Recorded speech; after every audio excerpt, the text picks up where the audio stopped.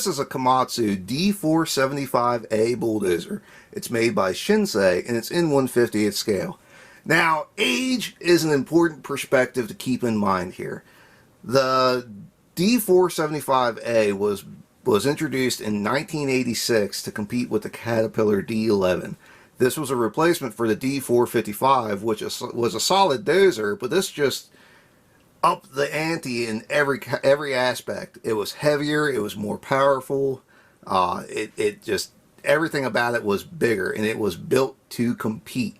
It was very much a statement for Komatsu to say to Caterpillar, hey, you're not the only big boys in town. We're here and we got something really good.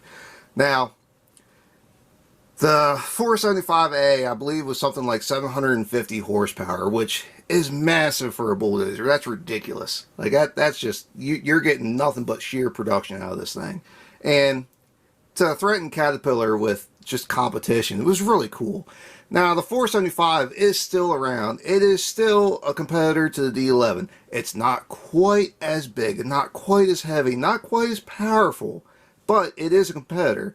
Once you throw the 575, that thing is a monster, and you understand why the 575 is so much bigger than what a D11 is when you compare it to the 475.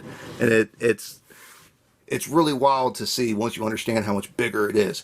Now, for the age, keep in mind this is 30 years old at least. Like I said, this was the real model was introduced in 1986. So the toy was probably built or made or produced, whatever, late 80s, early 90s. It's possible that it would have been like 86, 87, 88 that this was made. I really don't know. It doesn't have a production date on it. But you can tell from the colors that it is the old Komatsu. You know, they haven't used this color scheme. They haven't used their little logo here in forever. I don't even know if that's still on the keys. It used to be, but I don't think it is anymore. Anyway, so the age. It's important to keep that in mind when you check out that it's got metal tracks, it's got hydraulic hoses, it's got handles. The little things here are just fantastic, the lights.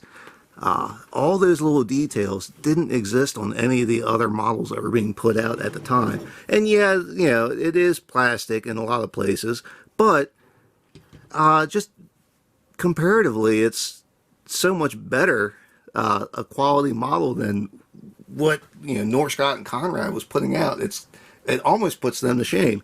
And these were not terribly expensive when they were new. They were certainly pretty affordable. They're still very affordable today.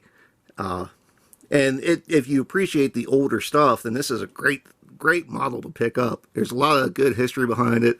The functionality is really good.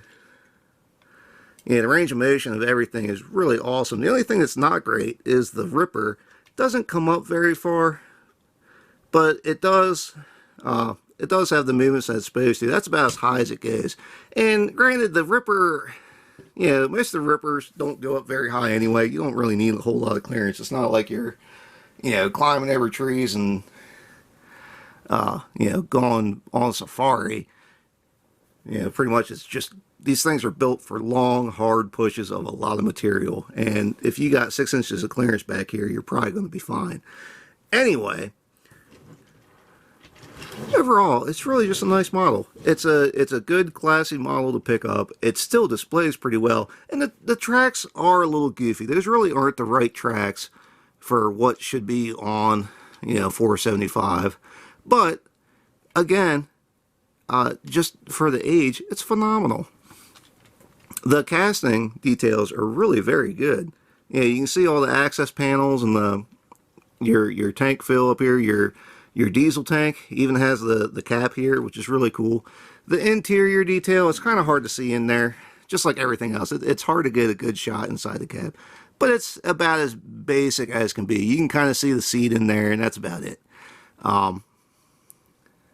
Overall, it's really not bad. Again, for something that's 30 years old, it's really pretty decent. These aren't terribly hard to find. You can absolutely find them for a very good deal, especially if they come up for auction, just because, for whatever reason, they're not as popular as they used to be. with the quality of First Gear and Diecast Masters just becoming so good, as well as a couple other manufacturers,